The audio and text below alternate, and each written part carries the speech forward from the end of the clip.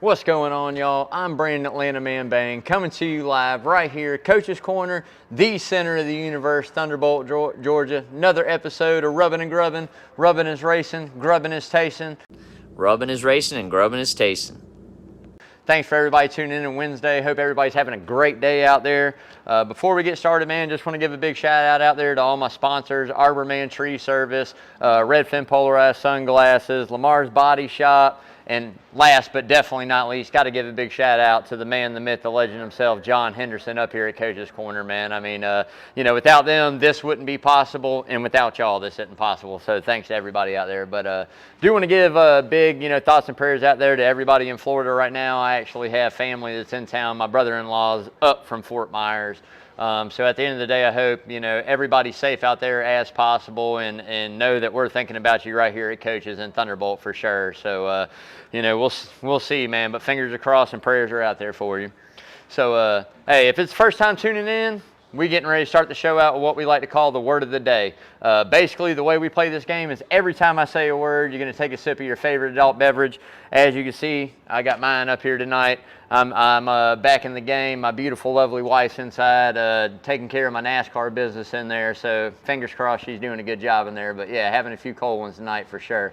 But basically the way we play this game is every time I say a word, you're going to take a sip of your favorite adult beverage. I like to say it's age appropriate as well. If you're under the age of 21, feel free to play along. It's Wednesday. As far as I know, school's canceled for Thursday and Friday down here in this area. So get some energy drinks, get something real sugar, Kool-Aid, sweet tea, whatever it may be, and get fired up on a Wednesday. But last week's word of the day was Texas, which I know I said that a lot. We raced at Texas. We got a lot to talk about coming up soon, y'all. So if you played along, I'm sure you had a pretty good buzz. But when it's all said and done, today's word is going to be, I have no idea, but every time I say it, make sure you take a sip of your favorite adult beverage, man. So getting right into that NASCAR news, y'all. Look, man, Tyler Reddick survived probably one of the craziest races we've seen in quite some time. Not only from what we'll call Tiregate 2.0, but just everything that went on throughout that day there at Texas. So we'll get in a little bit of that more later on. But at the end of the day, Tyler Reddick does come home with that checkered flag and that trophy. And got to give him a big shout out, man. I think he's one of the best personalities in the garage. Just calm, cool, collected dude, but goes and drives the wheels off of it, man. I really like Tyler Reddick. I think he's a good driver for sure. So William Byron and our boy Ty Gibbs both get penalized by NASCAR for some stuff that happened at Texas. So at the end of the day, if you didn't watch the race, what went down is Denny Hamlin and William Byron had a little scuffle on the track. Byron spun him out after the caution flag already came out. Denny tried to retaliate a little bit, but wasn't successful. Byron wasn't penalized. Denny had to, lost some track position, obviously, by being spun out, starting towards, tail end of the lead lap, fight his way back up through, yada, yada. Long story short, NASCAR comes out, bam, penalized, man. So got point penalty and a money penalty, which really hurt Byron. Obviously, he's one of those playoff drivers trying to make it into the round of 8. And from being good in that cut line to now, I think he's 11 points outside of the cut line, somewhere in there, 8 or 11 points out. That's some spots, man, when you're only racing against, 11 other guys and you got to beat them. Now, Talladega is one of those places, if the 24 keeps his nose clean, he can rebound from that. But at the end of the day, still a big penalty. So, but to me, in my eyes, the worst one of the two is definitely the Ty Gibbs incident. And this isn't the first time Ty Gibbs has got into it on pit road with somebody.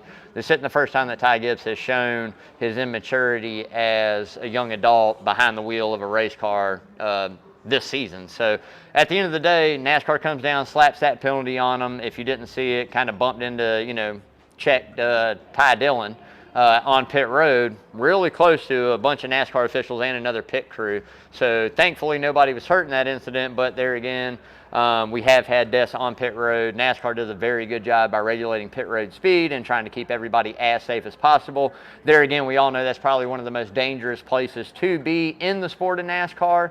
You're jumping out in front of not only your car hoping it stops, but other guys trying to swing in pit boxes definitely get clipped. We see tires, equipment, all kinds of different things happen. So for him to kind of take it into his own hand and use the car as a weapon in a way, I think that's some BS. He's got to learn. He's got to grow. We'll talk about a little bit more of that here in just a bit on the show as well. But either way, both of them get hit. You know, to me, like I said, I feel like Ty Gibbs definitely should have had a bigger fine than what he did. I think he should have been sat for a race, personally, my opinion on the damn thing. But at the end of the day, it is what it is, man. And NASCAR, it's their sandbox. They make the decisions. They make the rules. They play in it, or you don't. So, all right. But, hey, man, fans and drivers alike bash NASCAR at Texas, man. And I tell you what, I was really surprised about it.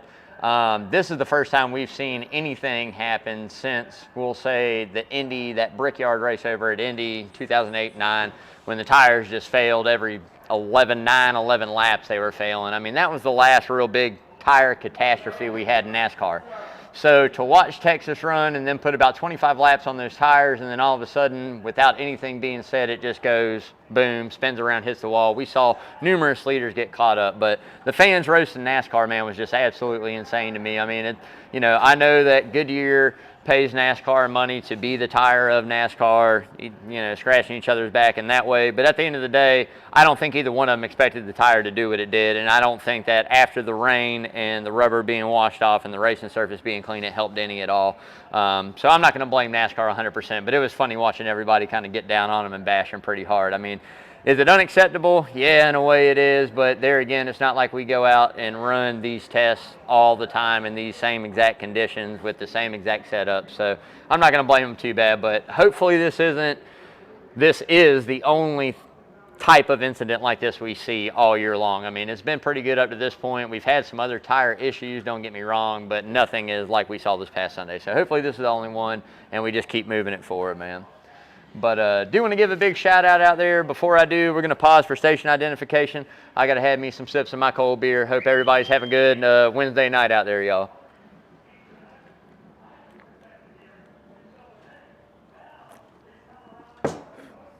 All right. So getting back to it, if you hadn't yet, please go out, like, share, follow, all that social media you find out there. Like I said, you can find Rubbin' and Grubbin' out there on Instagram, Facebook, Twitter. Definitely make sure you go and subscribe, like, share, and follow that YouTube channel we got out there, Rubbin' and Grubbin'. Lawrence does a great job posting all this stuff every single week that we do it. Man, I tell you what, at the end of the day, it's how we make the bread and butter up here on Rubbin' and Grubbin'. Like I say, hopefully the more eyes we get on the channel, you know, the more people out there that see the charitable causes that we do for our local area here in Savannah. So if you haven't, like, share, follow, all of that. Also, Redfin, hey man, I told you guys last week, if you're out there, check their website out. You like those sunglasses, when you go into checkout, if you use the code Rubbin' and Grubbin', hey, 15 Rubbin' and Grubbin', you get 15% off of your glasses. I mean, what a deal, man. I mean, we've teamed up with them. I'm glad that I'm so proud to be a part of it. I own a pair, but ultimately, at the end of the day, that's that social media, man. Like, share, follow, all of it out there, y'all. Got to give a big shout out to the soon to become legend. We'll call him a young legend, Noah Gragson, man. Went in. This dude is just absolutely dominating the Xfinity Series over the month of September. You might as well call him the new Mr. September. I know we called Harry Gant that for a while, and other sports called their guy Mr. September. This dude has won every single race that has been run in the month of September. 4 in a row, I'm pretty sure. Let's see, that's 5 out of the last 6 or 7, I'm pretty sure, something like that. 7 on the year. Killing it right now. And I love it in the fact, one, it's personality, chugging cold beer at the end of the race, hitting the Waffle House. I mean, that's some old school NASCAR type stuff that I mean is all about, man. So Waffle House, y'all better get on board and go give this man some kind of sponsorship out there whenever he moves up. At the end of the day, he's been buying waffles up, and I'm sure he's tipping well, man. And they're cutting them with swords and all kinds of crazy stuff. I like him, man. But do got to give a big shout out to him. There again, like I said, I love the fact we're building a rivalry down here in Xfinity Series between Noah Gragson and Ty Gibbs. And I'm not going to go too much in that now. I got that saved for another part in the show, but I'm loving it. I'm loving the fact we're moving on up to Cup, and we're still going to have that same intensity between two totally different guys, man, for sure. Dale Jr. getting serious about Cup, y'all. I mean, we've heard him talk about it, Dirty Mo Media and different things that he's doing. He says the price tag of $20 million isn't the issue. The issue is what comes along with it. So a lot of the people out there, obviously, that have the Chargers don't want to sell the Chargers completely. They still want to have a part of it or ownership in it or some sort and form of holding on to the Charger in a piece of a way. So I think until somebody goes out and honestly says, here's $20 million. You know, the charter's yours 100%. I don't know if we'll see him in it. Hopefully by 2024 for sure. I think as soon as you hear that name drop as an ownership in the Cup Series, you're going to see a lot of fans shift, and you're going to see probably one of the most favored garages in all of the Cup Series. I mean, definitely for sure. So just always got to keep in mind that name carries a lot of weight in this sport, and not only that, they're known to bring really good equipment to the racetrack and win races. There again, take a look over there at Noah Gregson just killing it. So we'll see what happens in the future, but right now at the end of the day, I would hope maybe even NASCAR would really look and go, okay, we talk about running a 40-car field. We run 36, 38, 40 at some track, you know, plate tracks or super speedways. Maybe NASCAR should open a charter up for them. Maybe NASCAR should have one that you lease from them for X amount of $1 million, and you got to maintain the top 30 in points and some, you know, whatever, make some rules up. I mean, NASCAR's good at that. So, I mean, something. But to have Dale Jr. in the Cup Series, I don't think there's any way the sport moves higher than where we're at now without it. So that's just my thoughts on it. So that's going to wrap it up for the NASCAR news, y'all. We're getting into my favorite part of the show. That's the checkered flag for charity, man. We're doing it, you know, up here for Payson Thompson here. There again, a personal friend of mine and my family.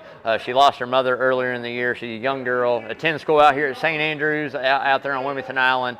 But we're raising money for an educational fund for her. So we've done really good throughout the year. We're over $3,000. We got all kinds of stuff still going on, so definitely make sure you stay tuned for that. Biggest event we got rolling here soon, we got the barbecue competition October 15th up here at Coach's Corner, right here in the side lot. It's still not too late to register for that. I said there's an event. You can go on Facebook and check it out. Register there. You can register the day of at 8. The competition itself runs from 9 to 5. Well, last judging is at 5, so right around 5:30 it's usually over. But it's a three category barbecue contest, chicken, ribs, and any other pork item. It's all for good cause, $100 entry fee. Half the proceeds on the entry fee go to the cause. There again, Miss Payson Thompson, and at the end of the day, we pay out cash money to every category winner and a grand champion. So it's going to be a huge event. We got other raffles going on throughout the day. There's live music later on that night. The TP is going to be rocking. I mean, it's just going to be a great time to come out in beautiful weather here and enjoy Coach's Corner and the atmosphere that John and Adele Henderson have built here in Thunderbolt, because this is one of a kind. There's only one of these, and it's right here, Coach's Corner, y'all. So, like I said, what we do here on Rubbin' and Grubbin' is checkered flag for charity. Whatever car number wins that week, we always donate that into our swear bucket. There again, Tyler Reddick in the 8-1. If you guys watch the show or don't, anything under the 20 of Christopher Bell is always going to be a 20. That's another $20 bill going in that bucket, courtesy of Rubbin' and Grubbin'.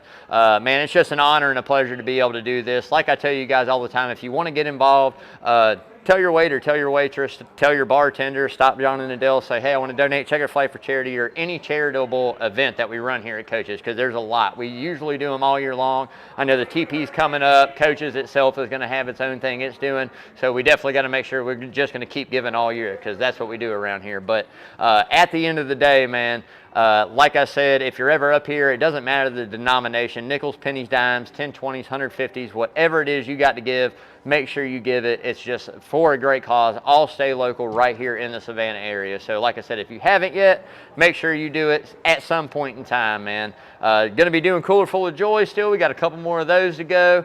We got, like I said, the barbecue contest. There's all kinds of stuff going down. And hopefully, fingers crossed, buddy of mine, one of the judges, a good buddy of everybody up here, is going to be one of the barbecue judges. And he might have a little secret, something he's bringing as well. I'm waiting to hear a word on that. I hadn't seen him in a couple weeks, but we'll keep you posted on that for sure. But before we move any further, I got to give a big shout out to Arbor Man Tree Service. And I know there's some of y'all that probably wish y'all called them, man. Y'all got some limbs hanging over your houses right now. We got tropical storm getting ready to come up through here. You see, there again, we're praying for Fort Myers and Florida right now, that West Panhandle. Man, I hope everything works out good. We're not going to experience hardly anything close to that. But at the end of the day, we are going to get some weather here. So everybody in the local area, I hope everybody's doing good. I hope you guys are batting down the hatches. I really hope that everybody's staying safe. You got what you need. If not, you got a little time tomorrow. You better go and get it done. But there again, getting back to Arbor Man, you guys probably should have called him, man. I tell you guys all the time, best locally owned tree service here. Really good buddy of mine, man. Parker Eccles owns it. You'll see that number along with other things scrolling on the screen tonight. There again, for all your tree service needs. I tell everybody out there all the time, whether it's tree trimming, full tree removal, stump grinding, if you just need an estimate, Parker's more than happy to come out. So make sure you give him a call over there, Arbor Man Tree Service. Again, you'll see that number scrolling on the screen.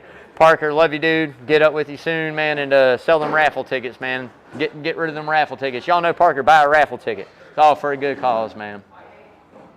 But we're going to get right into that who's hot and who's not. But before we do, we're pausing for station identification once again right here on Coach's Corner Sports Network, live, Thunderbolt, Georgia, y'all.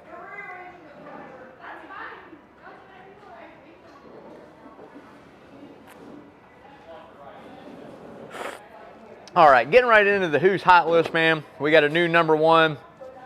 We're just going to keep flopping it back and forth, really, I think, until somebody really takes it from them. But that's the 11 of Denny Hamlin. There again, man, I think you saw the potential he had there at Texas, kind of put himself in position late until the Byron incident happened.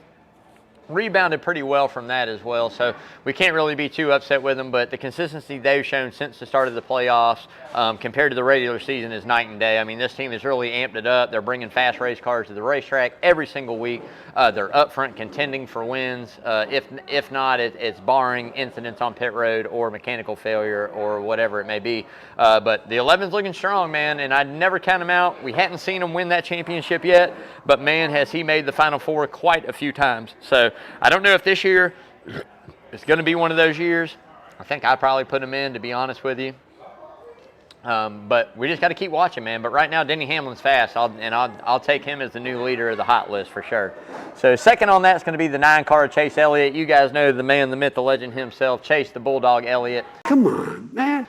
Nah, always going to be number 2. And this is just season-long consistency. I mean, we saw him get hit by the tire monster there at Texas, Tiregate 2.0. I mean, that was not of his doing, I'm sure. Had he felt that going down, he probably would have saved the race car, come back, and probably drove it all the way back up there and won anyways, to be honest with you. I mean, that's just what kind of guy he is. But no, honestly, at the end of the day, it's just consistency throughout the whole season.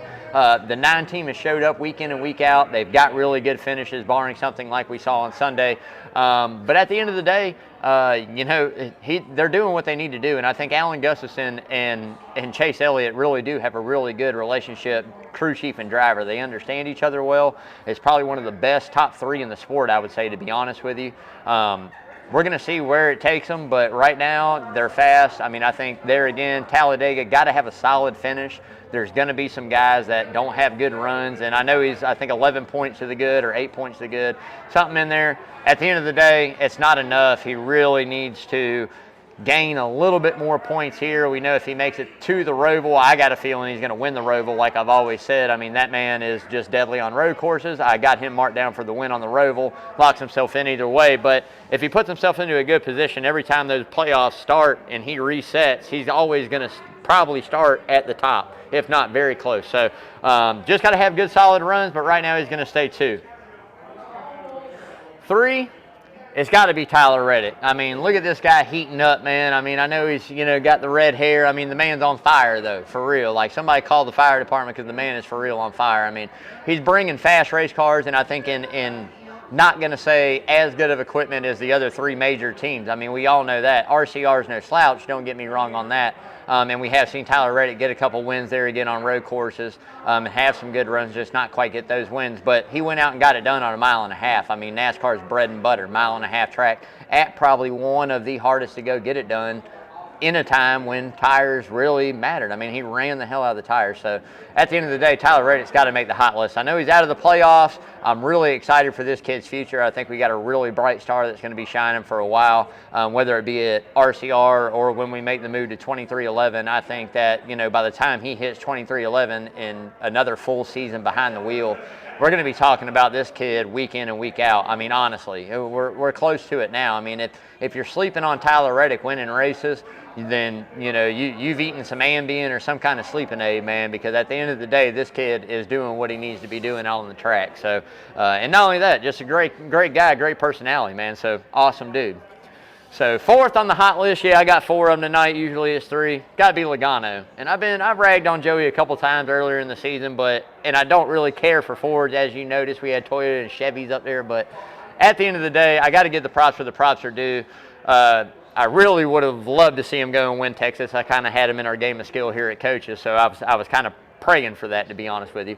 But at the end of the day, he had a really, really solid point run there at Texas. I mean, managing the tires, managing not really being one of the cars up front contending the whole race. I mean, he was up there, but not the whole race. You know, he 8th, 9th, 10th, 11th, 12th, around in there for a long time, got the track position back, and maintained second there towards the end of the race. So got to give a big shout out, huge point day, and honestly, that's what it's all about. Now at Talladega, especially him knowing nothing, you know, there's no telling what can happen at Talladega. You can wreck lap 1 by yourself. You can get flipped upside down, obviously, you learn that. But at the end of the day, there's so many different things that can go on and happen.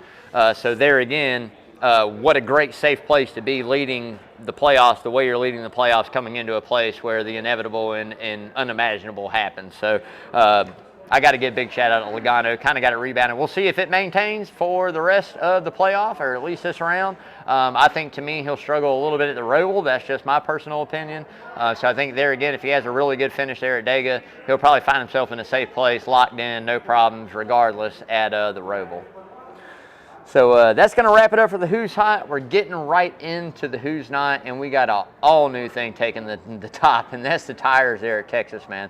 I mean, honestly, I talked about it a little bit earlier. I'm not going to get into it too hard on them, but at the end of the day, I think Goodyear definitely dropped the ball. NASCAR only goes off the data Goodyear replies to them and what they see on paper. So I'm not going to really get after NASCAR. I think the product, the racing we saw wasn't what it could have been, because outside of that, there again, for everybody out there, which I'm going to talk about some more in a little bit, complaining about Texas being Texas, at the end of the day, it wasn't that bad a racing for Texas, to be honest, and it reminded me of something else, which we'll talk about in a bit. But the tire issues, that's definitely something they got to get fixed there. Again, I hope it's just that one-off, the one compound they brought, and maybe the load the guys are putting in the car, and especially after the rain, change things. But we saw it even earlier in the day there, you know, coming out of 4. So many guys, Kyle Busch, Martin Truex Jr., I mean, just so many guys got in trouble. So there again, I think it's something NASCAR is going to take a look at. I don't think it's going to happen again. I think Goodyear and NASCAR are both going to be on top of the ball to make sure it doesn't, whether they bring a tire that wears it all and it's so hard that you only have to change them once during a race. I mean, that's how bad the fall off is, or the fact that they get it figured out. But one of the two things will happen. So hopefully it's just a one-off. We're going to wait and see here again at Talladega. The Roval is not going to be so much of a display, but we do have some tracks coming up there that will show us exactly what kind of gains we've made on that tire issue to similar tracks. So we'll see what happens. So Ty Gibbs makes the not list, man. I talked about this a little bit earlier as well. At the end of the day, man, I can't respect that. You know, it just endangering people's lives. You know, there again, if you didn't see the race on Sunday, bumped into Ty Dillon after an altercation. Dillon came out a little wide, got into him a little bit on pit road, and Ty Dillon swerves over, swerves back, hits Ty Dillon. NASCAR officials, a lot of pit crew members, you know, some pit crew members are out there. So there again, that's something we just can't put up with in the sport. And I think, you know, the fine is one thing, the points are one thing, but I really honestly think he should have been sat for a race. And I'd hate that for Denny Hamlin. There again, him filling in for the injured Kurt Busch. But I don't know how you learn your lesson outside of NASCAR really putting their thumb down and going, dude, you can't do these things. You can't do this type of stuff. This isn't the first instance, maybe the first in Cup, but not of him being in a pro level series, racing series. So somebody is going to end up getting hurt if we don't put a stop to it. I think that it is something that they definitely have to look into. Maybe next time this happens, set a rule that goes, hey, if you endanger lives on pit road by this, very clear defined rules, you're going to sit a race, and we start rules like that. I mean, whatever it takes to keep these guys safe, because they're already there again risking their lives every time they come over that pit wall, jumping out in front of moving cars. I mean, come on, man, you got to be athletic, you got to do this. So at the end of the day, I think NASCAR should have come down a little harsher. They didn't. Ty Gibbs, you know, whatever. But you know, the one thing I will say about Ty Gibbs is, I was talking to Lawrence about this before the show even started, is you moving up into the Cup Series, man, you're messing around with grown men, and you're not going to be the best of the best. You're not going to be, you know, out there smoking everybody in the best equipment and very talented guy. You're going to have to learn and earn your way to figure out how you win these races against some of the best in the sport. So at the end of the day, I think he's got a lot of growing to do, and honestly, I think he's going to do that to somebody one day, and he's going to get his ass whipped. I mean, if you want my honest opinion, he's going to get tore, slapped up. I know he'll get rowdy. I've seen it happen. But I got a feeling, all right, I'm going to put two swear dollars in, and anybody out there wants to bet me $2, go to the charity. I bet Noah Gregson and Ty Gibbs get into it physically before the end of this season. Honestly, I think that both of them are good enough personalities and run up front, and we both know Noah will throw them. We've seen Ty Gibbs throw them. Hey, man, I'm telling you, we're going to wait and see it. I say we're going to see it. Anybody wants to bet me $2, I'll cover anybody's $2 bet. But if you lose, it all goes to charity right there, man. They're scrapping for the end of the season for sure. So, Texas recap. I'm not going to get it in too long. I've talked a lot about it. You already know Tyler Reddick took home that trophy there, man. What an awesome win for him. I think that's the third of the season, fourth of the season, something like that. But at the end of the day, killing it. I said, man, his hair's on fire. He's out there killing it. The wheels are on fire. You're going to have to deal with a very talented race car driver for a lot of years, and what a great asset that's going to be to 2311. I definitely think the team of him, Bubba Wallace, that's going to be a good powerhouse there in the future. Both of them have experience. I think Reddick's going to help Wallace grow in some areas he needs to. I think Wallace will help Reddick grow in some areas as well. But at the end of the day, they're both surprisingly doing pretty damn good to be in that race right now.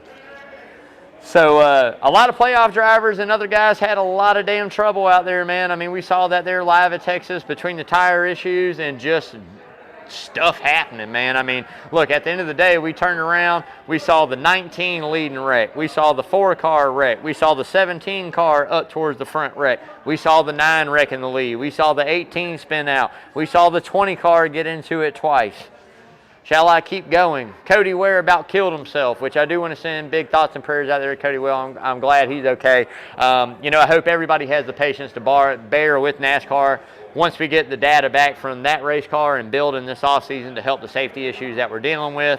There's been quite a few things out there. I know last week I didn't really go in on, I went in on Harvick, not NASCAR.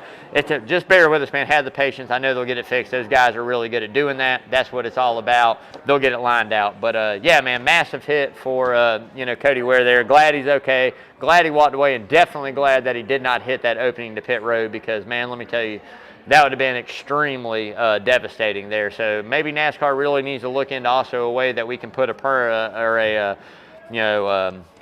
just a petition wall there that's removable, something that, you got a couple trucks right there that can pull it out. Car needs to come to the garage area real quick, whatever, something. Because, man, had he hit that opening, God, man, that really could have hurt not only him really bad, but a lot of people in the pit area as well. So glad that didn't happen, man. But getting right into that Dega preview, man. But before we do, we're going to pause one more time for station identification, y'all, right here on Coach's Corner Sports Network. Hope y'all having a good time, man. And thank y'all for tuning in to Rubbin' and Grubbin', man.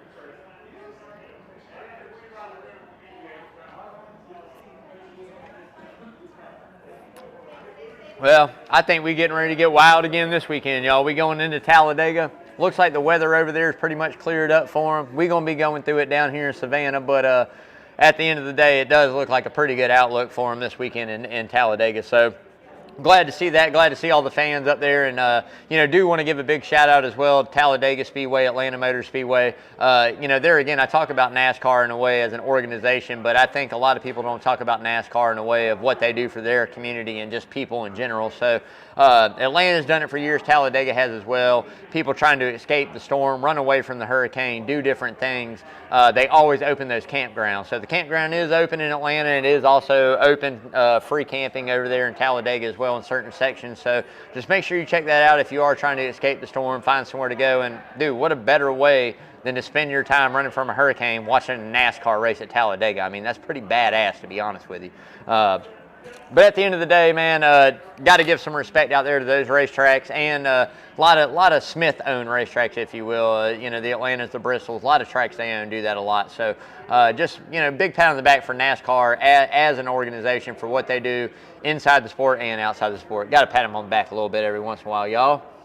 So, hey, man, only super speedway in the playoffs, and I tell you what, it's going to be wild, man. This one is unpredictable. I can tell you from what we saw at Daytona there in August as that cutoff race, we're going to see something very similar there again in Talladega. I mean, there's no ifs, ands, or buts about it. The way that that cookie's going to crumble, I mean, the tire issues, God forbid we see tire issues, but these guys are going to be hungry. They're going to be aggressive. They're going to be ready to go out there and not only get those stage points for guys that didn't get them last week or struggled last week, that hit the wall and wrecked out, that were in playoff contention.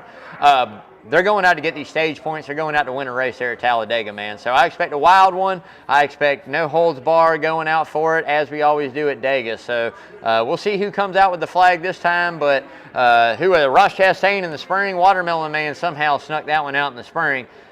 I can guarantee y'all, I ain't going to say guarantee y'all because he might go out and do it. But at the end of the day, ain't going to be one of the guys I put too much pride in here coming into Talladega.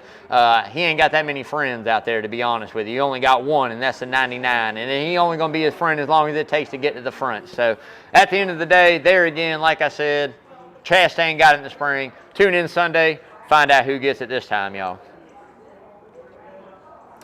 So getting into that top 5, now look, I'm so super torn about picking. I hate picking for super speedway races, man, because we know guys that run good. We know guys that, are going to bring fast race cars that have been in it enough to understand what happens. And sometimes you take those guys and they wreck like real early in the race, right? So I don't even know how to really pick for this one. The odds are going to be high for everybody. We'll get into that in just a minute. But number 1 on my top 5 right now is Joey Logano.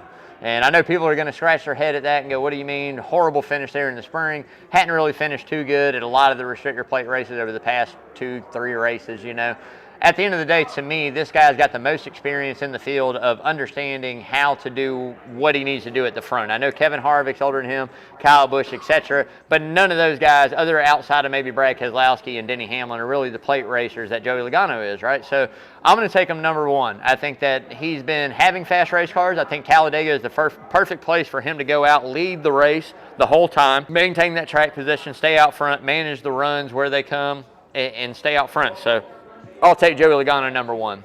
2 for me, Chase the Bulldog Elliott, man, coming straight out of Dawsonville, Georgia. Are you guys crazy? This guy's won there before. The guy's due for another win. He's coming up. He's absolutely going to murder it. I'm telling you right now. Not going to be surprised if Chase Elliott right there takes checkered flag at Talladega once again. I mean, that's just me, my personal opinion on it. I feel like they surround themselves with their teammates. They all run good. They're going to work with Chevys. We know how this race goes. Manufacturers, teams, everybody teams up. Toyota's got to figure out whether they're going to run with Ford or they're going to run with Chevy on the pit sequence. But at the end of the day, we know Chase Elliott will find himself up there towards the end. Now, can he stay out of the mayhem? Can he keep it clean? Can he come home with a good finish or the win? We got to wait and see. 3 for me, probably the best new super speedway racer out there in my mind that's new to it, and that's going to be Ryan Blaney, man. I mean, Ryan Blaney in that 12 car has been fast all the time. Yeah, Lawrence, that went up the oval. Anyways, at the end of the day, guy knows what he's doing as well, knows how to find himself up towards the front at the end of these things, knows how to stay clean all day, kind of stay out of trouble. So Blaney really needs kind of that statement win on the year. Texas isn't really going to cut it. He really needs to go out and run good and show his skill at super speedway racing, because he does. He has a lot of skill. So I'll take him 3rd. 4 for me, got to be Denny Hamlin. I know we talk about him more at Daytona than we do Talladega, but at the end of the day, he's good super speedway racer, man. So I'm never going to leave him out the top 5 when we go somewhere like this for sure. 5 for me, a guy that's kind of new to actually having really good runs, and that's going to be Kyle Larson. I mean, honestly, the 5 car is not known to be a restrictor plate racer, but when you go back and look at the spring race and you go back and look at a couple other ones, he's found himself up front having pretty good runs and getting good finishes. So I think there again, if he stays out of trouble, keeps the nose clean on the race car, doesn't get caught in the big one or early BS wrecks, finds himself at the end battling, he'll do pretty good there as well, man. Now, dark horses. I think there's so many dark horses when you talk about Talladega. It's just like an inevitable thing to have more than the norm. So I've got 4 of them tonight. And they're not super, super dark horses. I mean, it depends on how far back you look. We'll get more in that in the next segment of the show. But my dark horses for this week, we're going to start it out with Eric Jones, man. Eric Jones, that 43 car, I thought last week there at Texas had something for him. I thought he was running strong, man. I thought Eric Jones, at one point was up in the top 3. I thought he was going to go out, get a good finish, win the race maybe even, who knows. Didn't quite run that way, kind of fell back a little bit. But at the end of the day, I find him having really, really good speed all the time. I'll look out for that 43 on a restrictor plate race anytime. Chris Buescher, 17, won Bristol a couple weeks ago. Pretty good restrictor plate racer, knows what he's doing. Right behind him, teammate Brad Keselowski, man, in that 6. I mean, I think Roush Fenway is going to run together, obviously, with Keselowski's experience at Talladega and super speedway racing in general. If Brad Keselowski is going to win one, this is it. This is the race for Brad Keselowski to go out and win. So who knows? Blow my wife a kiss, y'all. I don't get to do that all the time. Hey, last but not least, probably the darkest out of all of them, 62 car Noah Gragson. Look, I just love the guy. I love the family he races for. It's just such an awesome feel. It's the roots of NASCAR, and this guy can go out and have a good run. I mean, you go look at Daytona, had a really good run, man. I'm telling you, he finds himself always up towards the front somehow in these things. If he stays out of trouble, Noah Gragson could go out and get this win, man. That's it, man. I love it. You know, chugging beer, I mean, unbuttoned shirt, you know, little machismo hanging out. Just, man. Noah Gragson, you ever come to Savannah, come to Coach's, man, I'll buy some beers. We'll hang out a little bit.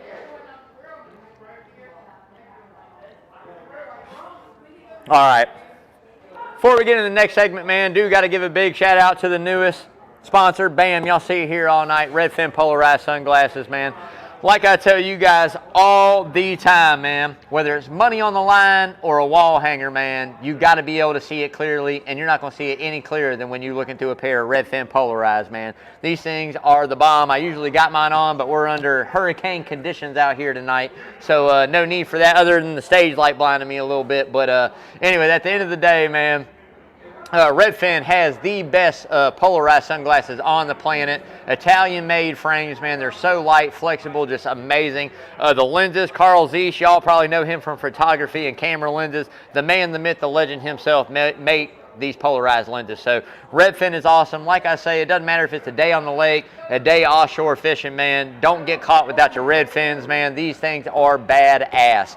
And by the way, y'all, as always, make sure you're living life fins up. You can go out there, like I said, use code RubbinandGrubbin15, save 15% at checkout at redfinpolarized.com, man. Make sure you check them out. Georgia owned, got to rep them dogs. I know he's got to be a dog fan. And at the end of the day, if he isn't, I still love him because his sunglasses are badass. So make sure you check them out, man. Again, Redfin Polarized, live life fins up, baby.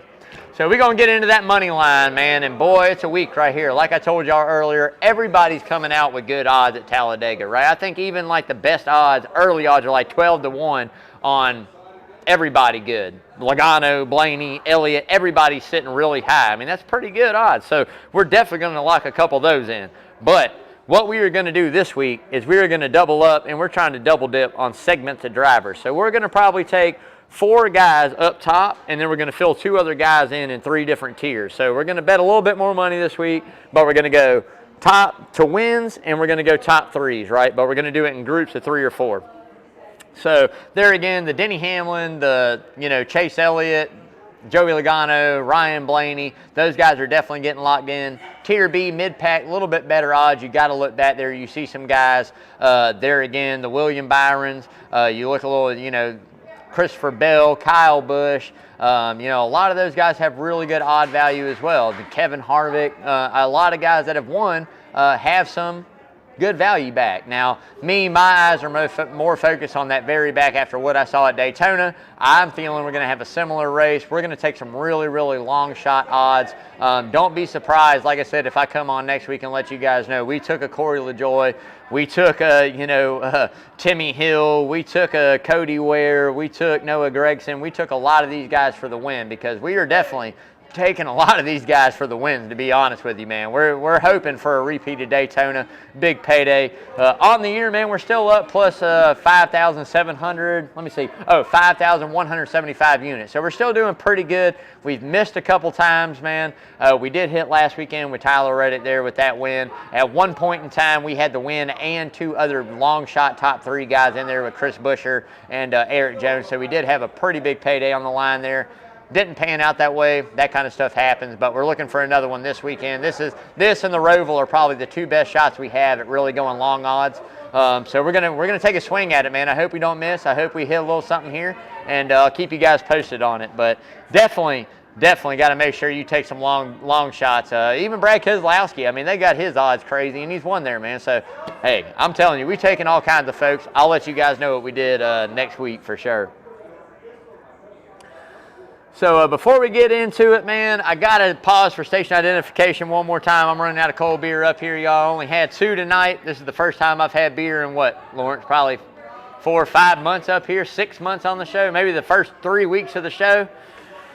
Whew, man, I miss cold beer up here, man. I'm not getting dry mouth. I'm not running out of words. I'm not stumbling and fumbling. This is a good night, y'all. Hope y'all having a good night.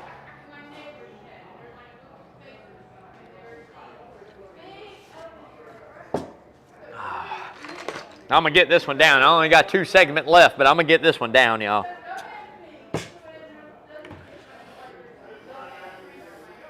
All right. So before we get into it, man, got to give a big shout out to one of my main men, Mr. Lamar up here at Lamar's Body Shop, right off Skidaway, man. Very close to Coach's Corner, man. Hop, skip, and a jump away. Lamar's been in business 35 plus years, serving the Savannah area. It's anything auto you need, man. Auto body work, whether it's a full paint job, auto repair. There again, insurance, quote for the insurance company. Make sure you go check Lamar out. Again, that's right up there on Skidaway. You're going to see that number and everything, address scrolling on the top of the screen tonight. Lamar is such an awesome person. His team does such great work, man. I've had a personal vehicle there. My family has. Lawrence has. I mean, come on, man. You got to go check out Lamar's Body Shop up there on Skidaway. Keep it all local right here. He's going to be fair with you. He's not going to fade the funk. He's not going to BS you one time, man. So make sure you go check Lamar out, man. Lamar, love you, brother. So getting right into the hard right turn. And to be honest, I usually got some notes over here I kind of looked down at. I didn't even write anything for the hard right turn tonight. So what we're going to get into about the hard right turn is how do young drivers learn in a sport where it's all young drivers, right? And this is what I mean by that, man. When you sit there and you talk about it, at the end of the day, we're running out of the veterans that have raced multiple generations of race cars, right? We're falling into an era of NASCAR I don't think we've ever seen before, to be honest with you. In my years, I know we haven't ever seen this. We've never seen this many young guys in the sport all at once. It took a while to get to the Cup Series, man. We watched guys run 2, 3, multiple years in Xfinity and win championships and not always make it up to the Cup Series. So what we're seeing now is just a youth movement, and I touched on this a little bit, but how do we make the younger generation, some of them, not all of them, but some of them, understand the respect and the couth of being behind the wheel of a race car, and especially in NASCAR, the history of it, right? Like, I know we talk about open wheels a lot older and that style racing a lot older, but NASCAR is rich in history, and it's very close-knit. It's family, very family-oriented, kind of similar to like the Andretti's of the Formula One. So, it's just a family sport. So how do we teach these young kids, how to run with some couth? And I think that is learned through experience. Now we're in a generation now where we have Denny Hamlin and we have the Kyle Busch and we have Martin Truex Jr. and we have Kevin Harvick. We've got some other guys that's been in the sport for a while, the Chase Elliott's, the Ryan Blaney, the Joey Logano's, Ryan Blaney's, Chase Elliott's, so on and so forth. But those guys really didn't grow up in the era of NASCAR that Kevin Harvick and, Kyle Busch at least got a piece of that. For sure. So, and the Martin Truex for sure. So, I think it's up to those guys and Denny Hamlin to kind of teach them the ins and outs. I mean, they all know the couth of racing. They've raced it. They all know what's acceptable and what's not, what's going to cause trouble, what's not. But at the end of the day, I think that it's time to, teach them a little bit. So, and I mean, prime example, Ty Gibbs. Prime example, sometimes Noah Gragson gets a little out of hand, gets physical, wants to buck out and do his different things. But, I mean, at the end of the day, that's personality. The sport does need that. And I think here in the next 5 years, you're getting ready to see NASCAR where the oldest guy in there is going to be 34 years old, 35 years old. You're not going to see a lot of older guys. Youngest guys are going to be 20, 21. I mean, so you're talking an average age of 35 to 21 behind the wheel. More marketable. I mean, here's a lot of bonuses for it for NASCAR. More marketable, more sponsors are going to carry a pretty face with a pretty name. Let's just be real with it. Lewis Hamilton, prime example. I mean, we can go on and go on about what marketability is and what it's worth in the sport of NASCAR, and it's worth probably as good as being very talented on the racetrack. I mean, you got to go with both.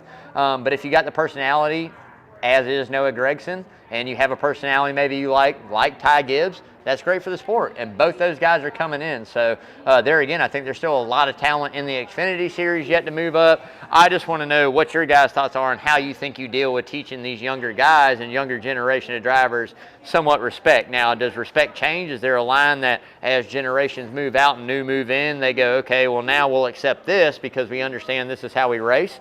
but we won't accept that. So it's just something that's changing with the sport, just like everything else.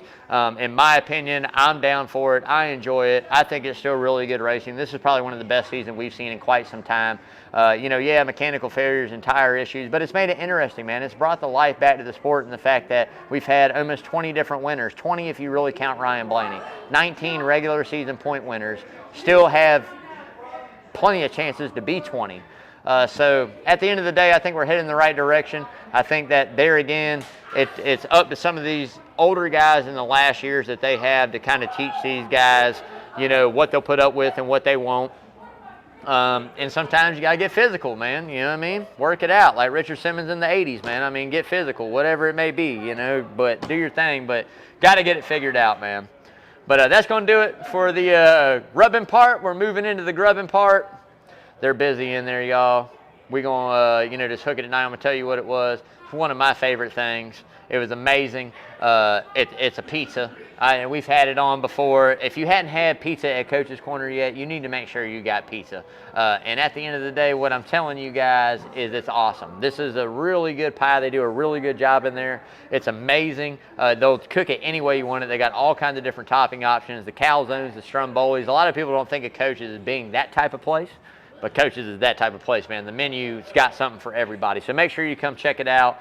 There again, Coach's Corner, Thunderbolt, Georgia, right here. Hop, skip, and jump down from Skidaway, man. You got to make sure you check it out.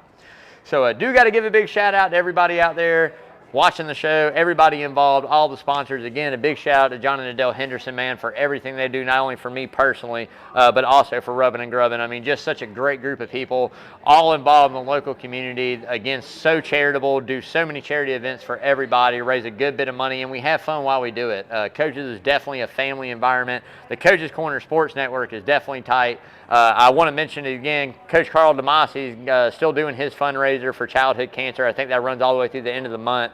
So you got a couple more days, man. Make sure you go on their GoFundMe page. You can check that. Make sure you donate to him. Man, just such a great cause, a great guy. He's helped me out up here running Cooler Full of Joys, doing different things. Everybody looks out for everybody. Coach is part of that family. So make sure you donate to his cause as well. I did. Everybody needs to go out and do that, man. That's what it's all about. Let's help each other out and quit putting each other down, man. Build each other up. That's what we need to do. So want to give a big shout out there as well to Travis. Travis had a birthday, matter of fact. I wrote him. And happy birthday out there to Travis Udon over there on Hot Grits. That's part of Coach's Corner Sports Network as well. Man, I tell you what, Travis' show is awesome, man. You can stream that every single Tuesday. There again, anywhere you stream your podcast. Hot Grits, man, puts it down. I'm telling you, it's awesome. You can check it out. It's all, local sports, national sports, anything and everything sport-wise. Travis does such a good job with.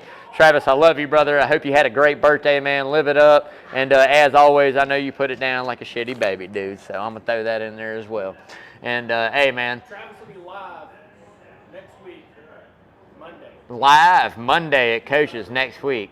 Brandon might have to pop in for that. Brandon probably going to make a little pop in on that show. I like live shows for sure. So, Travis, I might see you on Monday, man. Love you, dude. Do want to go back to DeMasi. Make sure you check that out. Every Tuesday as well comes out Who's on First Base, MLB show, keeping you up to date on everything happening in the major leagues. We're waiting on Aaron Judge to break the record. I think everybody's walking him. I mean, I wish somebody would just go up there and throw him an underhand pitch and let him hit it out real quick and be done with it. But at the end of the day, you know what I mean? He is on track to do it. He's still on track to break that Maris record for the AL. I hope he does. I think he deserves it. I don't know if he deserves that big old salary he's getting ready to get from whatever team signs him next year, Coach. And DeMasi probably going to touch base on that as well. But he's getting ready to get a record contract. I can promise you that. And at the end of the day, man, keeping you up to date with the Braves. I mean, the most important thing, man, we're in that divisional hunt. We are getting ready to get down to the one of the most important series of our season coming up here in just a few days, man. When we start playing these Mets, we got to win. We got to sweep this series. We got to win all three of these, man. I'm done with that. I'm done with that. That's what we're doing, man. Chop on. That's what I'm talking about. Go Braves. And, hey, make sure you tune in also Coach Carl DeMasi's Prep Sports Report right here every Saturday. Starts at 9 until 10:30ish. Coach does a great job keeping you up to date, as I say all the time. Doesn't matter if it's basketball, baseball, softball, football, volleyball, track, swimming, lacrosse, hockey, golf. Hell, I think I got it all covered right there. Demasi covers all of it, man. So make sure you tune into that show as well. Definitely make sure you check out that 19th hole on YouTube. That's the only way you're going to catch that. Them boys wild. They nuts. I went on. I don't know shit about golf, evidently, because I picked some losers. But them boys there know a lot. Make sure you check out those brothers over there. They're crazy as hell. You might even catch a guest appearance. They better come out to this barbecue contest. What they need to do, they better be up here and getting some of these ribs, because you know they might be talking that ish about some golf. But when it comes to ribs, I'm gonna smoke them up. I promise you that. So hopefully they come out, but make sure you check that out if you hadn't yet. Do want to give a big shout out there as well to PJ Zuko over there on 104.3. Got green, white, checkered running for the rest of the year. Next season's up in the air. We're waiting to hear from the higher above if they're going to let us continue to do it. I hope they do. It's really fun to do it. I think it's a really neat little aspect to the show. There's no other radio station you can tune into, one that even does the race anymore other than MRN, PRN. But, you know, just to be able to wake up on Sunday morning and hear a little something out there for those NASCAR fans down here in the South, I think y'all need that, man. So hopefully we do green, white, checker some more, but we're going to run it the rest of the season. PJ's going to call me tomorrow. You know, Sunday morning we're going to run that down. That's every Sunday, 9 until about 9:30. You can catch that show, 104.3. Make sure you check that out. That is an awesome show. PJ does a great job and devotes a lot of time to doing it. So make sure you go out and show PJ Zuko some love as well, man. But an awesome show. So PJ, waiting for it, brother. Can't wait to do it again, man. Had to move concert. Obviously, we got Tropical Storm coming in. I saw it got rescheduled from what, this weekend, Lawrence, till 11th of November. 11th of November, you'll have that Kid Rock band right back here, Soundgarden at Coach's Corner. I tell y'all all the time, man, if y'all ain't been to the Soundgarden yet, I know y'all living under a rock. I say it because if you're in prison, I know y'all got cell phones. It's 2022, keystering, smuggling, there's all kinds of different ways, man. You just got to pay the cost to be the boss in there.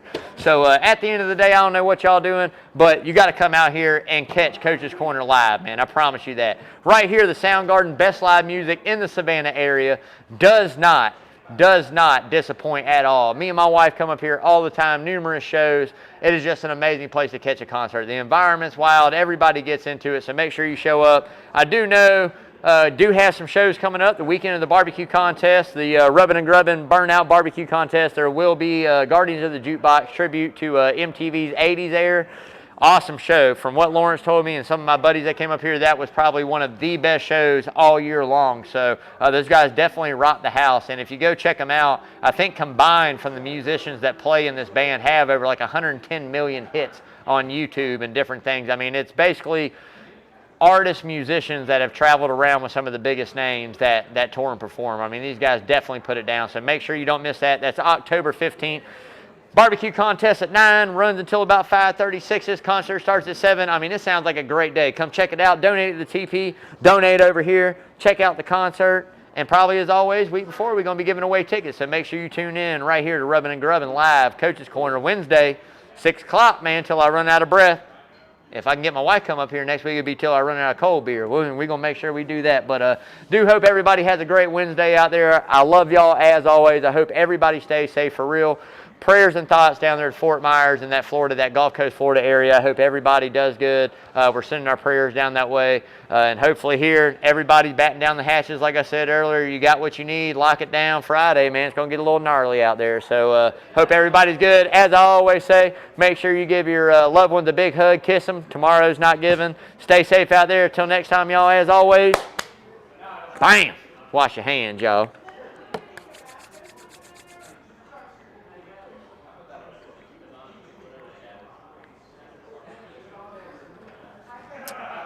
All right.